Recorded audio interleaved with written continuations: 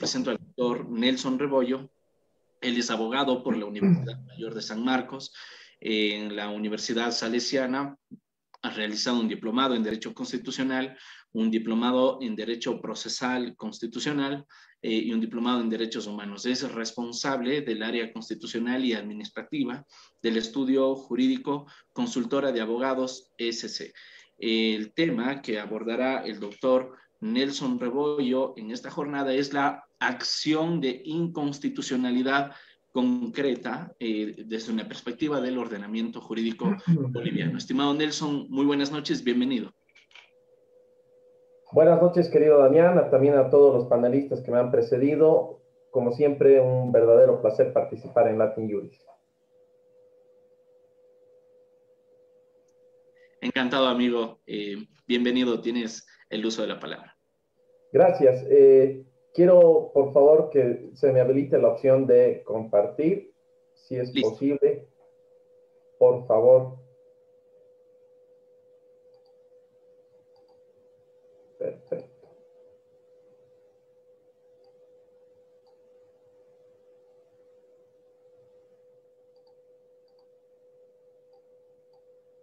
Bien.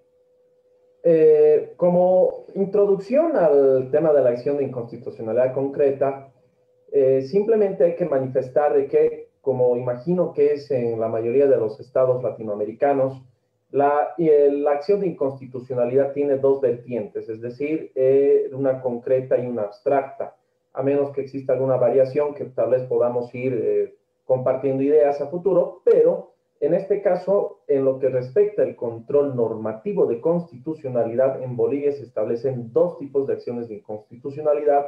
Una es la abstracta, que tienen la legitimidad pasiva, asambleístas nacionales, departamentales, el defensor del pueblo y demás, y la concreta que prácticamente va orientada a lo que es demandar la inconstitucionalidad de normas jurídicas dentro de lo que corresponde a la tramitación de un proceso administrativo o judicial.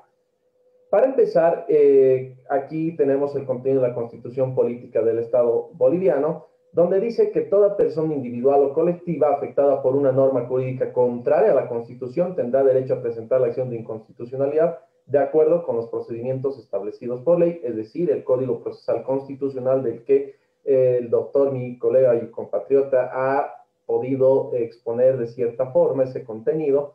Y también el artículo 133 regula sus efectos y dice que la sentencia que declare la inconstitucionalidad de una ley, decreto o cualquier género de resolución no judicial hace inaplicable la norma impugnada y surte efectos, plenos efectos respecto a todos.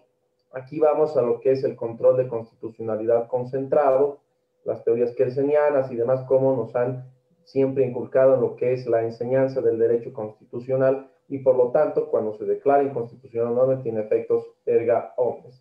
El artículo 73 del Código Procesal Constitucional ya clasifica, es decir, con base al parámetro anterior de la Constitución Política del Estado, este Código Procesal Constitucional boliviano establece que hay dos mecanismos de acción de inconstitucionalidad.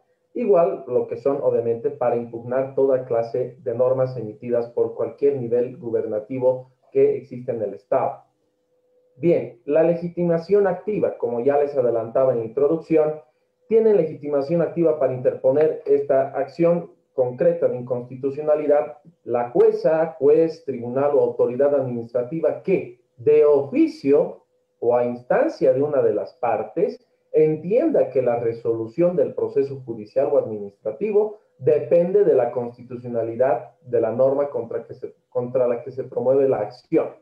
Entonces, dicho de mejor manera, la legitimación activa en este caso puede ser promovida no solo por la parte directamente que presuma que va a ser afectada por tomar una decisión sobre una norma inconstitucional, sino también por la propia autoridad administrativa o judicial que o considere que exista alguna resquebrajamiento de lo que es los valores, principios, garantías y derechos fundamentales de la Constitución Política del Estado con base a la norma procesal o sustantiva con la cual se está sustanciando el proceso judicial o administrativo. Bien, aquí hay un apunte que quería hacer particular referente a lo que esto, ojo, obviamente corresponde a la acción de inconstitucionalidad de carácter abstracto, pero aquí es muy importante señalar que señala expresamente, caso que no sucede con las acciones de inconstitucionalidad concretas, de que éstas no podrán ser rechazadas por razones de forma, las que en su caso podrán ser subsanadas en el plazo que establezca el tribunal. En este caso, ciertamente nos llama la atención porque en la acción de inconstitucionalidad concreta no existe esta situación. Es decir, además, en la práctica jurídica, en Bolivia al menos, la acción de inconstitucionalidad concreta resulta mucho más exigente en su fundamentación que una acción de inconstitucionalidad abstracta. No lo dice precisamente este artículo, pero sí nos llama la atención para tal vez argumentar o entender del por qué la acción de inconstitucionalidad abstracta puede tener una vía más libre y expedita a comparación de una acción de inconstitucionalidad concreta. Por otra parte, el procedimiento ante la autoridad judicial o administrativa, es decir, se solicita o se promueve la acción de inconstitucionalidad de carácter concreto ante la autoridad que conozca el proceso. Entonces se dispone el traslado, dice, si corresponde, dentro de las 24 horas para que ésta sea respondida en el plazo de 3 días a partir de su notificación. Con respuesta o sin ella, dentro de las 24 horas siguientes al vencimiento del plazo, la autoridad decidirá fundamentadamente si promueve la acción de inconstitucionalidad concreta, es decir, más allá de lo que decíamos en un inicio, de que de oficio o instancia de parte se puede promover la acción de inconstitucionalidad concreta, aquí en este caso le da un cierto margen de discrecionalidad de decidir si promueve o no la acción de inconstitucionalidad la autoridad que está conociendo el proceso judicial o administrativo, así sea instancia de parte. Por lo tanto, promovida la acción o no, dice de esta manera, la autoridad deberá remitir al Tribunal Constitucional su decisión junto con las fotocopias legalizadas y antecedentes que sean necesarios. Entonces, ahora, claro, evidentemente acá, más allá de que pueda existir un filtro con lo que es la autoridad judicial o administrativa que está conociendo o que ha sido objeto de la acción de inconstitucionalidad concreta por parte de uno de los litigantes, aquí, independientemente de si promueve o no, tiene que ir en revisión al Tribunal Constitucional. Entonces, rechazada la acción, dice en este caso, por manifiesta improcedencia, proseguirá la tramitación de la causa. La resolución de rechazo se elevará en consulta al Tribunal Constitucional. De igual manera, es decir, de una u otra manera, aceptando o no la promoción o promover la acción de inconstitucionalidad, tiene que ir en revisión al Tribunal Constitucional Plurinacional. Oportunidad y prohibición. El artículo 81 señala que esta acción podrá ser presentada por una sola vez en cualquier estado de la tramitación del proceso judicial o administrativo, aún en el recurso de casación y jerárquico, antes de la ejecutoria de la sentencia. Ahora bien, en este caso cabe señalar de que existe una controversia que, hasta donde tenemos entendido, no se ha podido dilucidar. Se supone que uno podría interponer más de una acción de inconstitucionalidad cuando existan argumentos diferentes. Es decir, podría uno, claro que esto podría significar una dilación innecesaria y una carga innecesaria tal vez por obviamente un litigante con temeridad o malicia que pretenda dilatar el proceso, más allá de que no se obstaculice o no se un óbice para la prosecución del proceso como tal. Aquí establece un régimen que dice claramente que una sola vez se puede interponer la acción de inconstitucionalidad concreta.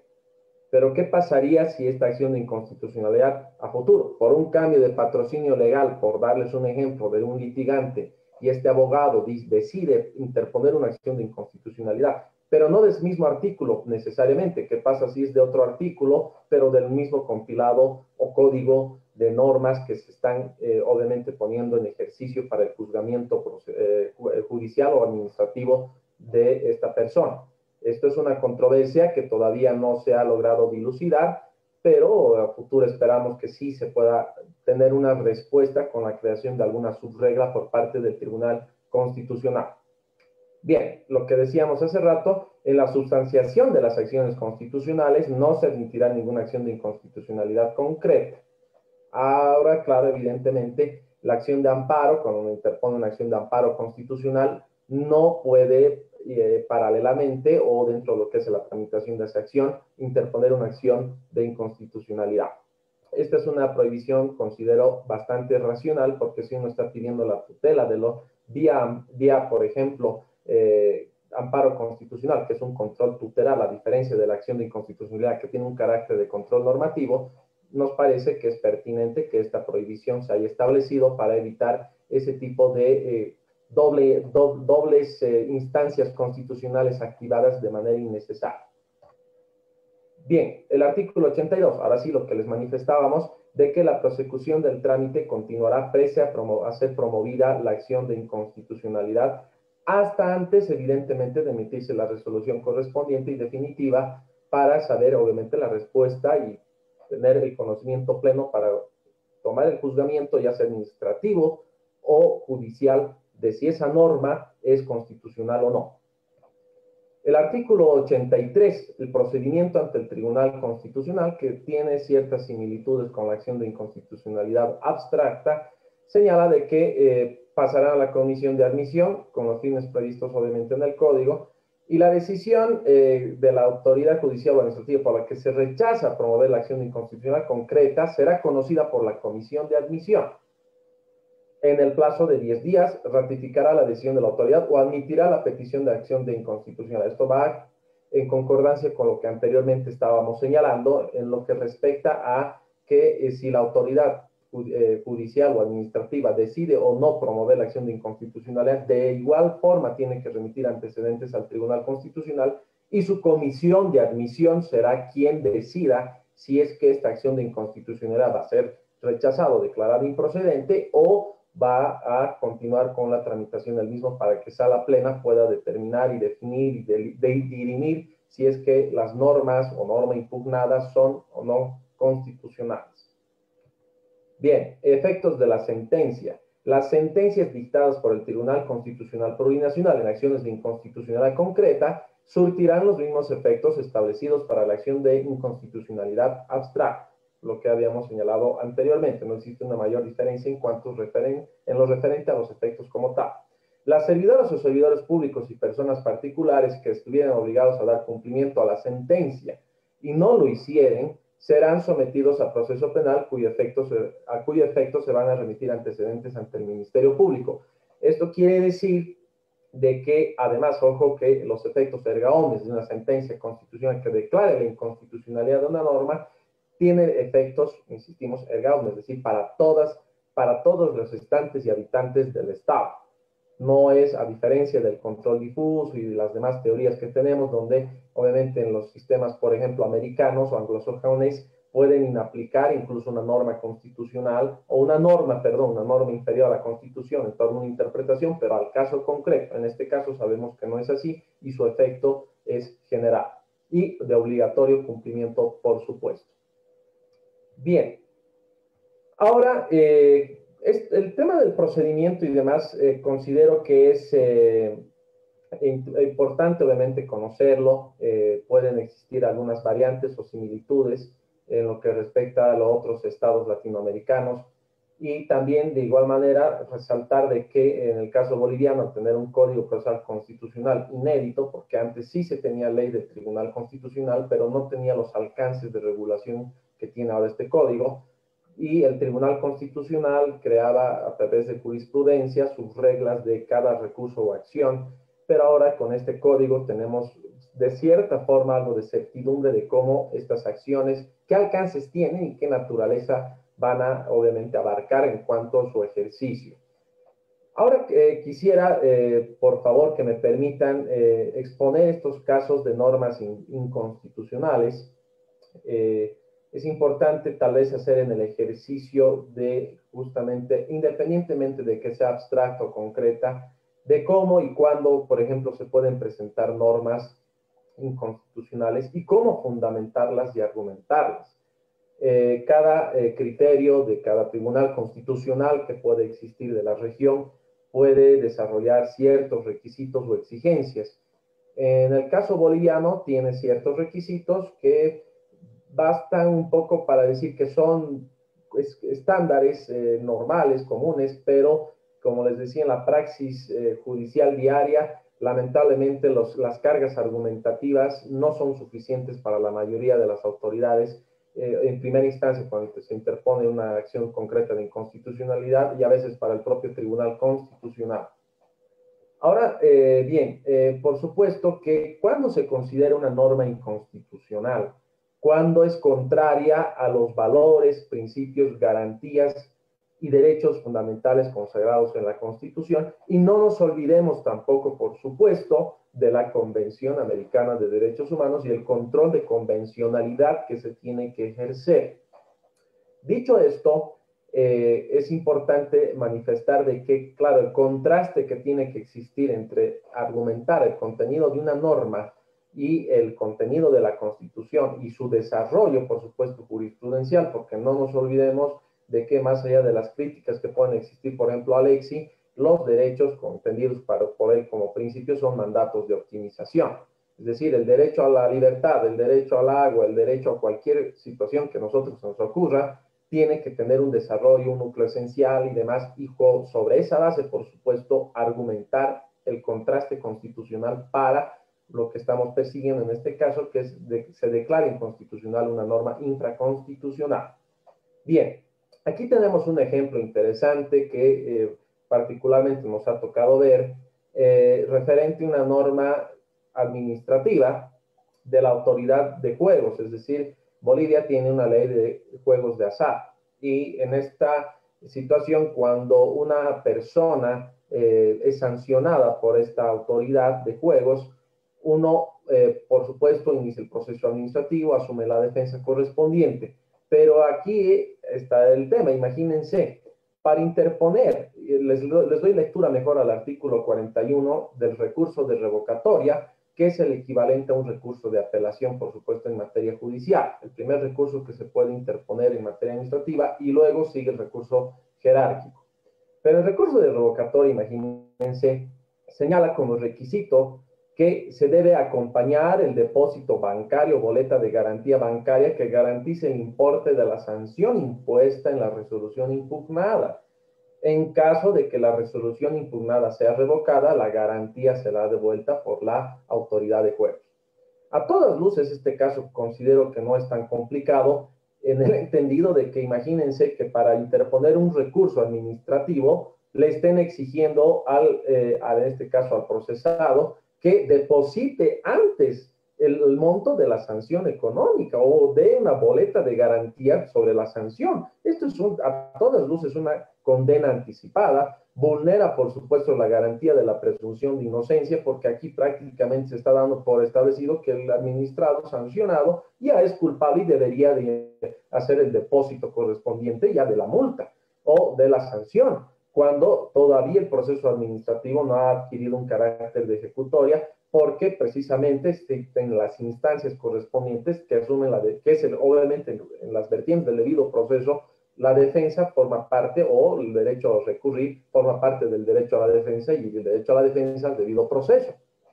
Este artículo que les acabo de dar lectura y que están viendo en sus pantallas ha sido objeto de una acción concreta de inconstitucionalidad de parte nuestra, que hasta ahora, dicho sea de paso, estamos hablando de 1 año y medio, no ha sido resuelto.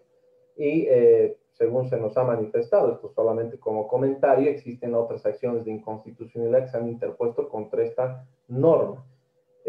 Por supuesto, aquí, como decíamos, la garantía de la presunción de inocencia, el debido proceso, el derecho a la defensa y el derecho a recurrir cualquier resolución administrativa o judicial, consagradas no solo en la Constitución, sino también en la Convención Americana, se encuentran vulnerados y son contrarios a esto.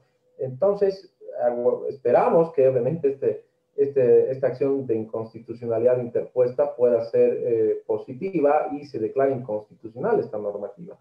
Y ahora, claro, ¿cuál es la situación de estos clientes? Es que hemos impugnado la decisión, hemos interpuesto al momento del rechazo del recurso de revocatoria porque no se ha hecho dicho depósito, se ha interpuesto la acción de inconstitucionalidad y ahora, ¿qué ha sucedido? Han declarado la ejecutoria del proceso administrativo. Imagínense esa arbitrariedad más que se ha cometido en este caso.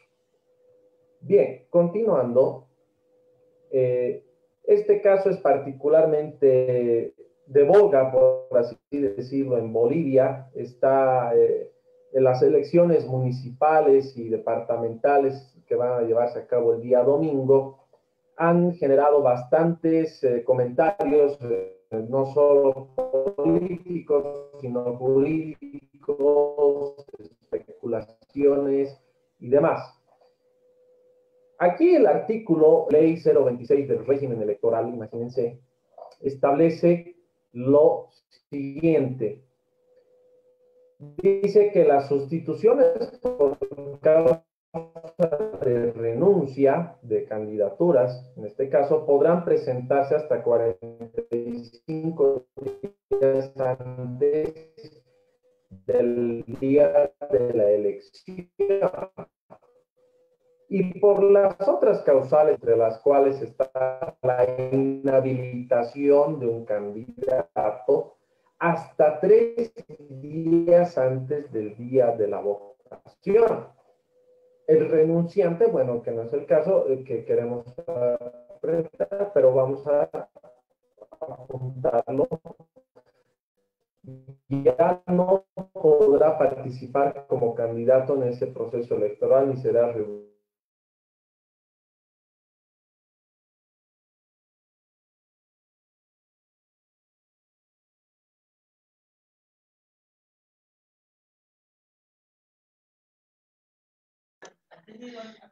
Estimado amigo, Ya volvimos, perdón, se cortó, ¿verdad?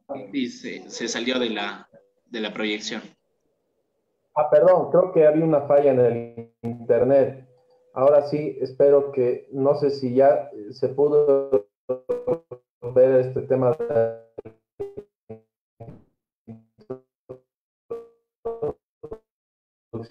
la ley de régimen electoral.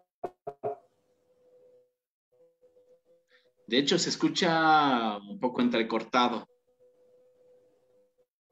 Parece que es un tema de internet. A ver, espero que ya se estabilice. Sí, ahora sí se ve y se escucha un poquito mejor. Estamos mejor. Ya, gracias, Damián.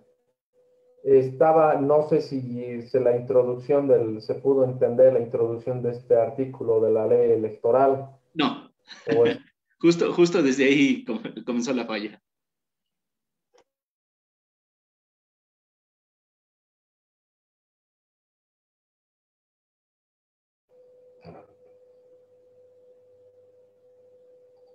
volvimos, ¿no? Se me Y sale del estamos. Zoom, medio Sí, extraño.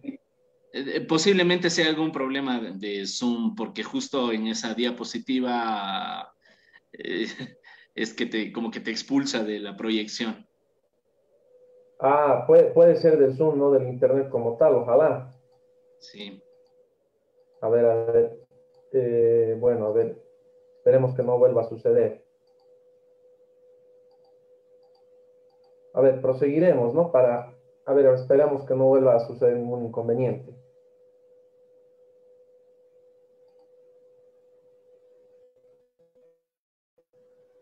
Bien, les decía, esta ley 026 del régimen electoral, en su artículo 108, establece cuándo pueden sustituirse candidaturas, no solo a nivel nacional, sino también regional. Les decía de que en Bolivia van a haber elecciones el día domingo municipales y departamentales y regionales. Ahora, lo que apuntaba con este caso era el parágrafo tercero de esta ley de régimen electoral, donde se establece claramente, no lo hemos citado porque era muy largo, tal vez ponerlo para la diapositiva todo el contenido normativo, pero 3 días antes de la elección puede inhabilitarse un candidato. Entonces, ahí uno dice, lo primero tal vez que podría uno señalar, ¿y dónde queda el principio o derecho o garantía? En Bolivia ya se lo denomina principio, ya no es una garantía ni derecho, pero bueno, es cuestión de nomenclatura a veces, decisiones que se toman, pero el de seguridad jurídica.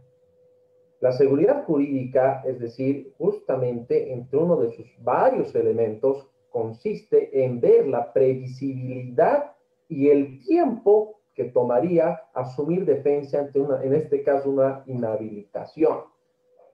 ¿Dónde queda, por supuesto, el principio procesal de preclusión? no es un principio constitucional como tal, pero este puede derivar de lo que es el elemento o el derecho, mejor dicho, al debido proceso. ¿Por qué va a colación este caso que les quería exponer, que ciertamente es más complicado de debatir y de analizar que el anterior? Es que en Cochabamba, de donde yo vengo, hay un candidato que está primero en las encuestas hace mucho tiempo, y este candidato ha tenido una serie de tropiezos en sus habilitaciones por deudas con el Estado, las cuales ha pagado y demás, una serie de situaciones que no vamos a hilar fino, pero hasta el último día del silencio electoral, o sea, 3 días antes de la votación, recién se ha dado a conocer la situación jurídica de este candidato y de que fue al final habilitado. Existió censura pública de varios medios de comunicación y demás, etcétera, y del partido contrario, obviamente, de los adversarios políticos de este candidato, donde decían que se tenía que inhabilitar y una serie de controversias. Pero imagínense, cómo puede existir la inconstitucionalidad solamente en lo que corresponde a un plazo. Y además, vamos más allá. ¿Cómo tiene que ser la configuración electoral de cualquier Estado? Justamente, además de, por supuesto, regirse a lo que son derechos y garantías fundamentales, principios y valores, tiene que, por supuesto, tener coherencia y congruencia en lo que es su redacción, su contenido y su configuración normativa como tal. Imagínense que un candidato, faltando, reitero, 3 días a la elección, pueda ser inhabilitado.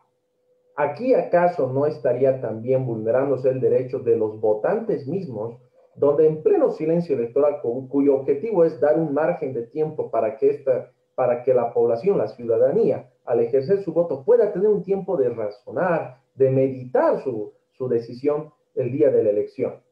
Pero ¿qué pasaría si se inhabilita un candidato 3 días antes de la votación? ¿Esto acaso no podría ser considerado como inconstitucional?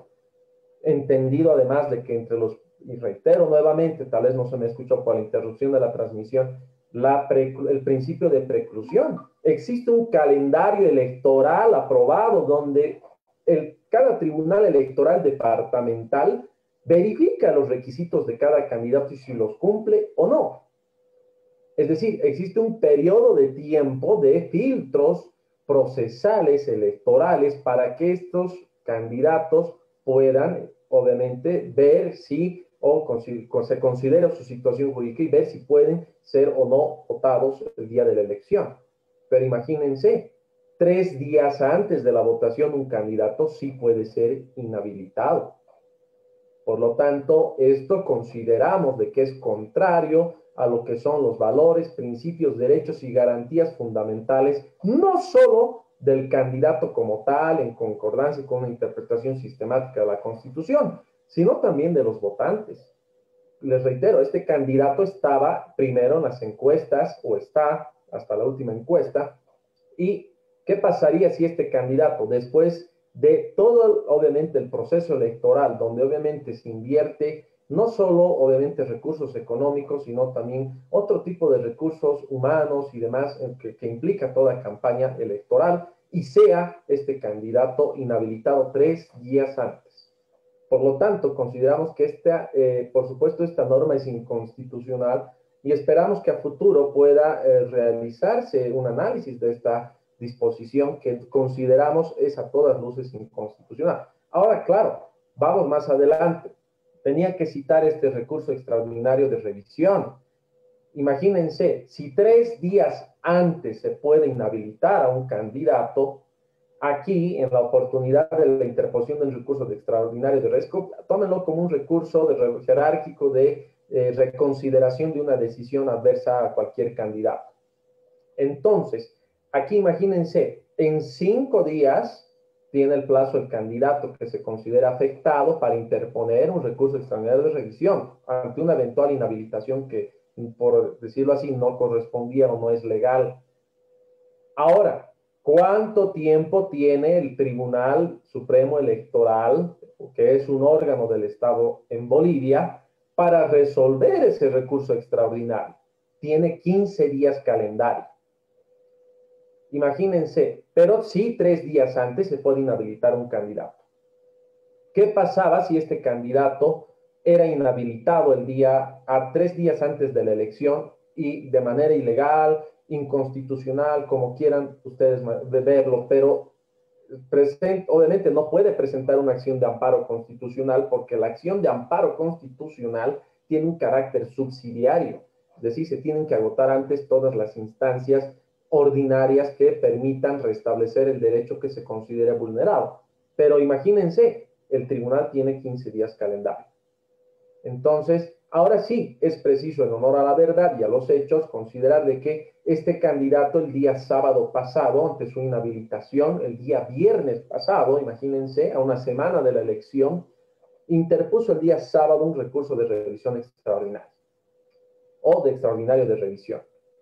Este recurso, evidentemente, se ha resuelto antes de los 15 días por la ingente presión social y política que ha existido, es decir, de que este candidato no se quede sin saber de su situación jurídica y también los electores que son, al menos hasta donde se sabe, la gran mayoría de la ciudad, para ver qué va a pasar, qué certidumbre se va a dar a esta candidatura, a este proyecto político. Entonces, ¿cuál es el objetivo de hacer este ejercicio de comentar sobre esta norma? Es el de poder ver cómo podemos ver o detectar la inconstitucionalidad de ciertas normas que aparentemente no, a su sola lectura, no parecen ser inconstitucionales, pero cuando se suscita un hecho como el que les acabo de comentar, ya se pone en juicio su constitucionalidad. En Bolivia también rige el principio de presunción de constitucionalidad, eso es evidente. Sin embargo, imagínense esta norma, ¿qué pasaba si este candidato 1, 2, 3 semanas antes interponía una acción de inconstitucionalidad concreta contra este párrafo donde consideramos, les decía, vulnera lo que es el derecho o el principio de seguridad jurídica y también ligado al derecho al debido proceso? Obviamente no iba a tener respuesta. Les decía de que el Tribunal Constitucional está tardando un año o más en dirimir si una norma es constitucional o no. O sea, este candidato podría haberse quedado injusta, ilegal y sobre todo inconstitucionalmente inhabilitado por esta situación, por una norma que vislumbra estas contradicciones que no son, insisto, a mi criterio, concordantes a los principios y valores constitucionales. Bien, dicho este comentario, creo que todavía tengo un poco de tiempo para no seguirme alargando. Lo que quería es aquí, quiero exponerles brevemente este caso del artículo 123 de la Constitución Política del Estado, que me permito dar lectura, por favor. Dice que la ley solo dispone para lo venidero y no tendrá efecto retroactivo, excepto en materia laboral, cuando lo determine expresamente a favor de las trabajadoras y de los trabajadores. En materia penal, cuando beneficia al imputado o al imputado. Hasta ahí estamos bien, con principios universales regidos por tratados y convenios internacionales. Ahora bien, ¿qué dice después? En materia de corrupción, para investigar, procesar y sancionar los delitos cometidos por servidores públicos contra los intereses del Estado y el resto de los casos señalados por la Constitución. Bien, este artículo de la Constitución Política del Estado ha sido replicado en la Ley 004 Marcelo Quiroga Santa Cruz. Esta norma ha sido accionada de inconstitucionalidad, evidentemente porque este carácter retroactivo que se le da a estos delitos en materia de corrupción, entre comillas, obviamente ha dado discutir a muchos colegas del exterior no creían que en una constitución pueda insertarse semejante disposición. ¿Y qué ha sucedido? Ahora, ¿cuál es el objetivo de citar este ejemplo? Hacer un ejercicio de los efectos de la sentencia constitucional. Esta sentencia constitucional ha declarado inconstitucional evidentemente esa disposición normativa, pero ahora uno dirá, claro, no se puede declarar inconstitucional una norma constitucional. ¿Estamos de acuerdo? ¿Qué ha hecho el Tribunal Constitucional? Ha declarado la inconstitucionalidad de la norma como tal, Y además que ha hecho que con referencia al artículo 123 que tienen ustedes en su pantalla, ha determinado que debe interpretarse con base a los alcances dichos en la referida sentencia constitucional. En otras palabras, ha dicho que este artículo tiene que interpretarse de una manera que no es lo que dice en realidad el artículo. Sutilmente lo que ha dicho es, bueno, no se va a aplicar este artículo de la Constitución, al menos la última premisa ahí, pues, referente a los delitos de corrupción, se declara inconstitucional la ley, pero este artículo constitucional va a ser interpretado bajo esos parámetros establecidos obviamente con base a un análisis de control, incluso de convencionalidad, un poco sesgado que se ha hecho, no es del total agrado de toda la comunidad académica boliviana, pero se ha hecho esto. ¿Cuál es el ejercicio de esto? De una acción de inconstitucionalidad cuando se tiene una norma constitucional que parece inconstitucional, parece un trabalenguas, pero puede suceder. Sin embargo, este artículo, les reitero, según el Tribunal Constitucional Plurinacional, sí, obviamente está interpretado con base a una carga argumentativa en torno a tratados y convenios internacionales. Por lo tanto, se ha declarado inconstitucional la ley, lo reitero nuevamente, y este artículo ha sido interpretado de una forma por el Tribunal Constitucional.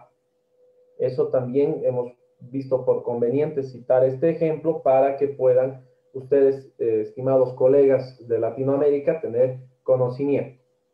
Bien, el artículo 112 de la Constitución Política del Estado dice que los delitos cometidos por servidores públicos que atenten contra el patrimonio del Estado y causen grave daño económico son imprescriptibles y no admiten régimen de inmunidad. Con este caso, también en lo personal yo tengo un caso, estamos con una situación bastante compleja de una persona que está siendo procesada.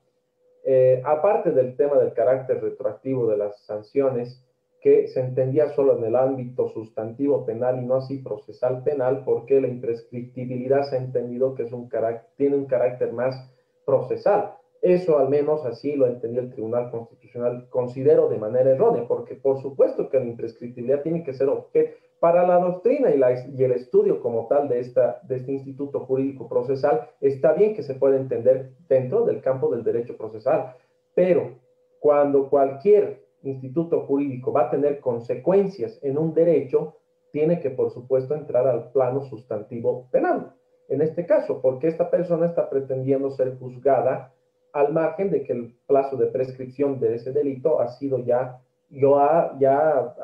superabundantemente ha pasado el plazo de prescripción correspondiente, pero por este artículo de la Constitución se ha tenido esta controversia constitucional que está ahorita en cuestión de decisión del Tribunal Constitucional. Ahora, decíamos, esto también está en la ley Marcelo Quiroga Santa Cruz 004 y además aquí hay un tema justamente para qué va el ejercicio y el motivo de la cita de este artículo. Tenemos aquí cómo un artículo puede o no ser aplicado de la Constitución y si es una norma directamente aplicable u operativa. Existe la sentencia constitucional 009/2015, donde dice que el término grave, al tener una vaguedad conceptual en sí mismo y que no ha sido regulado, esta sentencia constitucional establece de que el órgano legislativo exhorta en realidad al órgano legislativo, no lo combina, pero lo exhorta a que defina los términos y el alcance de qué es grave. Al margen de la controversia anterior que les decíamos sobre la imprescriptibilidad o no, que no correspondería porque no es un delito de lesa humanidad como tal, ¿qué es un grave daño? ¿Cómo se puede lograr interpretar? Es decir, $10,000 es un grave daño económico para, por ejemplo, un municipio como el de La Paz, el de Cochabamba o Santa Cruz, que son los del eje troncal y más grandes de Bolivia, pero para una región periurbana, una provincia alejada, cuyo presupuesto son aproximadamente $20,000, pero se causa un daño de $10,000, es un ejemplo, sí podría considerarse grave, pero no puede estar sujeto a la subjetividad y discrecionalidad bajo el principio de tipicidad.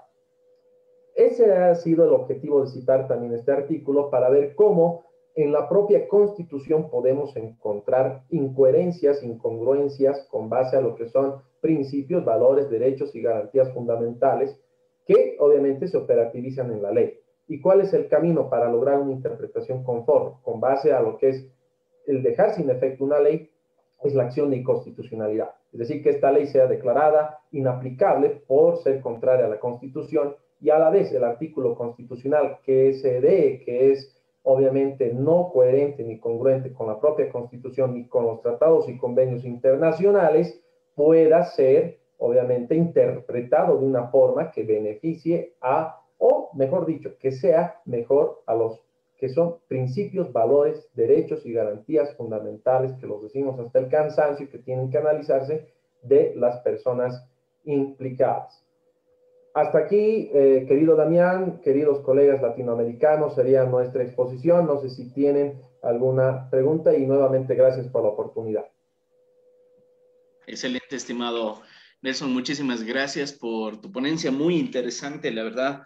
Yo todo el tiempo, mientras expones, voy pensando en la realidad jurídica ecuatoriana. Veo algunos pros, veo algunos contras también. Comparando con lo que tienen en Bolivia, pero en todo caso es muy interesante. Yo quisiera, bueno, tenemos algunas preguntas por acá. Yo quisiera partir de lo siguiente, antes que se me vaya, antes de perder de vista una reflexión que tengo, y es que, fíjate, cuando hacías una referencia al artículo 81 del Código Procesal Constitucional, se señala que no cabe la acción de inconstitucionalidad concreta en la sustanciación de las acciones constitucionales, ¿no? Entonces, esto me dejó pensando, porque en principio yo decía, bueno, qué interesante esta garantía, porque, por ejemplo, en el caso ecuatoriano, si yo presento una acción de protección, que en Bolivia sería un amparo, en determinadas circunstancias lo haría con la intención de presentar una acción concreta de inconstitucionalidad en virtud de, en virtud de lo que espero del caso. Y pongo, para ser más claro, un ejemplo. En el caso ecuatoriano, supongo que en Bolivia también, no se puede demandar la inconstitucionalidad de normas que han sido ya derogadas, que están fuera del ordenamiento jurídico. ¿Sí? Porque claro, si es que no va a surtir efectos, pues ¿para qué se demanda la inconstitucionalidad? Sin embargo, hay determinados actos que bajo el amparo de ciertas normas jurídicas, ojo, bajo el amparo de ciertas normas jurídicas, terminan causando vulneración de derechos constitucionales, ¿no? Y eso es lo más parecido al régimen nazi, actuar bajo el amparo de una norma y decir que el acto es legal y guarda conformidad con la Constitución. En ese sentido, en el caso ecuatoriano, por ejemplo, y hace pocos meses me tocó patrocinar un caso en el que las normas de la Policía Nacional determinaban que si un policía es sancionado por el Tribunal de Disciplina, posteriormente no podrá tener la opción de seguir un curso de ascenso. Y si es que no sigue un curso de ascenso, entonces tiene que irse a una lista anual de eliminación. Y si es que se va a la lista anual de eliminación, tiene que irse a una situación transitoria, que es decir, estar fuera de la institución policial, pero recibiendo remuneración. Y cumplida la situación transitoria, tiene que ser dado de baja porque ha cumplido el plazo de situación transitoria. Es decir, por un mismo hecho, al menos 4 sanciones. Y desde luego, eso se contradice con este famoso principio del non bis in idem, no ser juzgado más de una vez por la misma causa y hecho. Entonces, frente a esa situación, claro, la norma decía todo esto, pero es una norma que ya no está vigente. Entonces, por ejemplo, si es que hubiera planteado una acción de protección conjuntamente, si es que tuviéramos en el Ecuador, con una acción de inconstitucionalidad concreta, como la tienen en Bolivia, ¿sí? Lo hubiera hecho porque, como dice que en cualquier momento del proceso puedo plantear la acción de inconstitucionalidad, hubiera planteado la acción de protección y seguidamente hubiera planteado la acción de inconstitucionalidad concreta. ¿Por qué? Porque si es que no puedo plantear la acción de inconstitucionalidad de una norma que ya se encuentra derogada, posiblemente ese hubiera sido el único camino que tenía, es decir, dentro del proceso de la acción de protección, para que en el marco concreto pues se pueda determinar la inconstitucionalidad de la norma, porque como no hay control difuso de constitucionalidad, solamente hubiera podido hacer aquello, ¿no? Sin embargo, entonces, con esta breve reflexión con este antecedente, es que me llamó la atención que el Código Procesal Constitucional boliviano diga esto, ¿no? Que en la sustanciación de las acciones constitucionales no se admitirá ninguna acción de inconstitucionalidad concreta.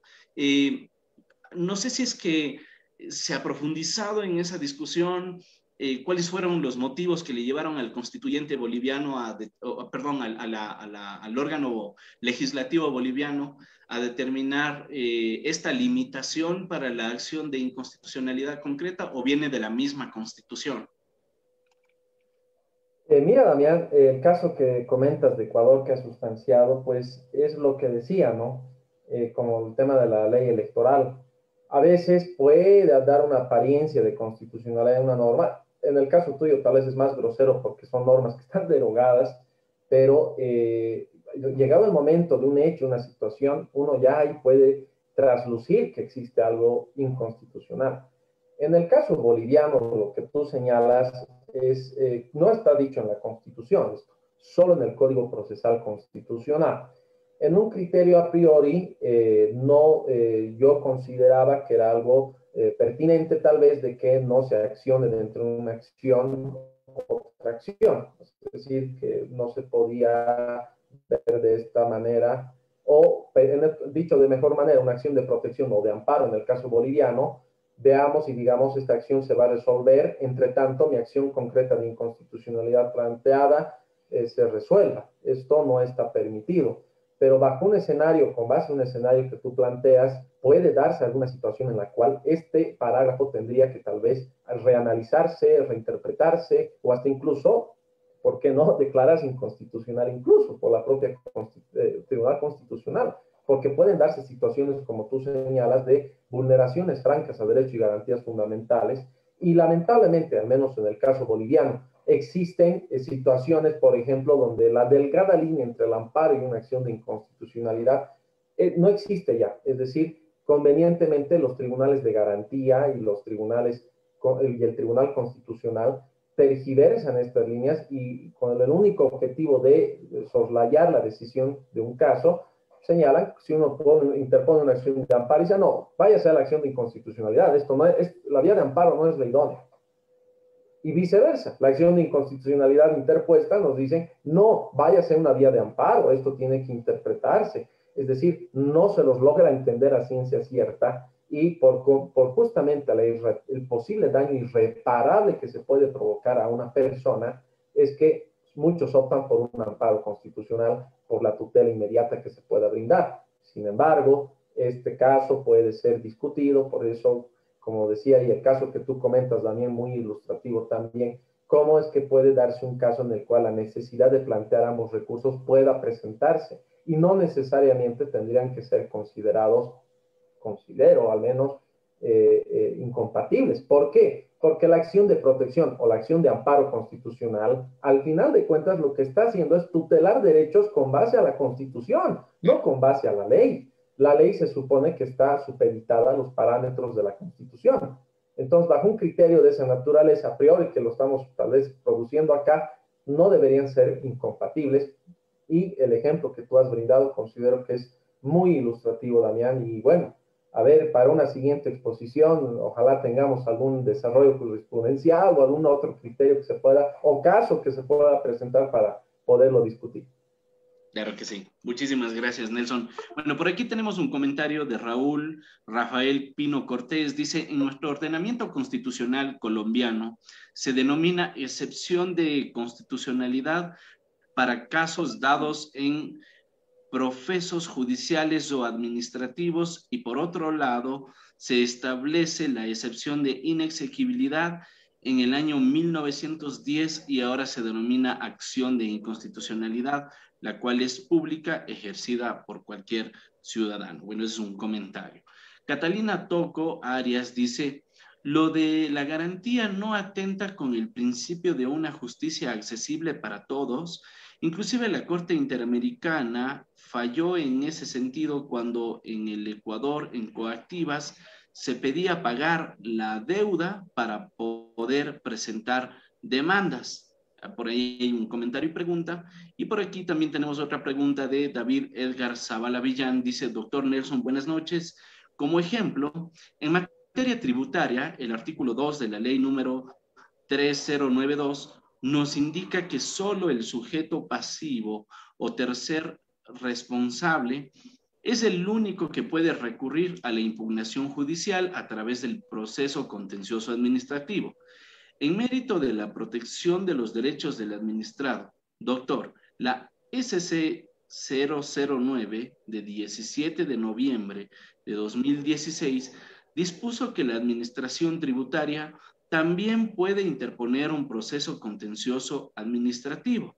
Doctor, entendiendo que el objeto del acudir a un contencioso administrativo es la separación de poderes, ¿esta sentencia no vulnera ese derecho? Le cedo la palabra, doctor. Gracias. A ver, primero con la pregunta de la colega ecuatoriana, comentario y pregunta, prácticamente a los antecedentes que brevemente se han leído en la pregunta, y es similar al caso de la autoridad de juegos que había comentado, donde para interponer un recurso de revocatorio, es decir, hacer uso de un derecho fundamental de recurrir y también convencional, una resolución administrativa en este caso, se necesitaba o se exige emposar el total de la sanción. Esto, por supuesto, y el caso también de la Correa ecuatoriana, según los alcances que he logrado entender del caso que nos ha comentado, también es inconstitucional, porque imagínense, para ejercer un derecho se les está pidiendo que cumplan antes la sanción. Hagamos la analogía simple y sencilla de un caso de, por ejemplo, de un imputado, un procesado en materia penal, donde para poder interponer su recurso de apelación contra la sentencia de primera instancia, primero cumpla sus 5 años de condena y luego recién ese recurso se va a entender. Es prácticamente una analogía tal vez un poco extrema, pero sí es coherente porque, reitero, no pueden exigirse mecanismos o ejercerse mecanismos de sanción anticipada a una persona que está siendo procesada y que no cuenta con una sentencia o resolución administrativa con carácter definitivo. Ahora bien, con la pregunta del colega boliviano referente a esa sentencia constitucional, que por cierto la voy a volver a leer, muy interesante su comentario. Más o menos para que se pueda entender y los demás colegas latinoamericanos nos puedan seguir con la explicación. En Bolivia, cuando uno tiene una controversia, por así decirlo, tributaria, puede recurrir a la autoridad de impugnación tributaria, es decir, es una instancia del órgano ejecutivo y, claro, obviamente uno dirá, ¿cómo es que una instancia puede ser juez y parte para decidir algo? Pero existe. Y en algunos casos sí ha podido tener algunas decisiones ciertamente coherentes, equilibradas, pero en los últimos años en Bolivia y con la draconiana política fiscal que se ha tenido, lamentablemente esta no era una opción.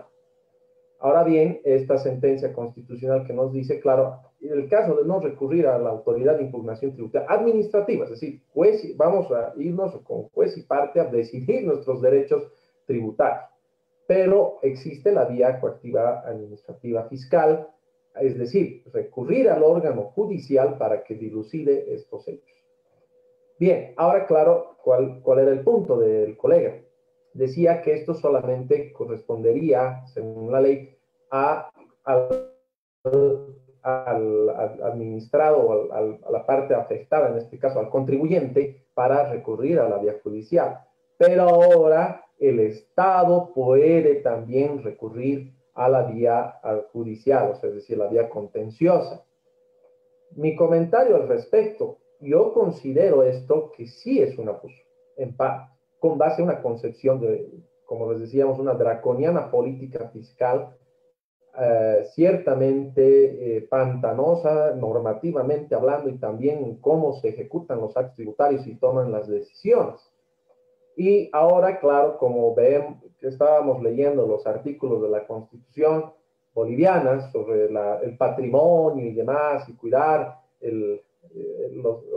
los consecuencias, incluso en caso de que se generen daños al patrimonio del Estado, esta sentencia constitucional, bastante conservadora en el entendido de favorecer al Estado, ahora ha establecido lo que nos decía el colega, de que el Estado ahora puede ejercer y pedir justicia en la vía del órgano judicial. En la forma puede parecer algo coherente en el entendido de que el Estado al final es una parte procesal que, si bien no es tutelable de derechos, sí puede tener en cierta forma alguna garantía. Y sí, incluso si queremos hacer un rol del abogado del diablo y ponernos en el sillón del poder y tratar de justificar aquello, hay un artículo de la Constitución boliviana donde dice que el patrimonio del Estado pertenece a todos los bolivianos.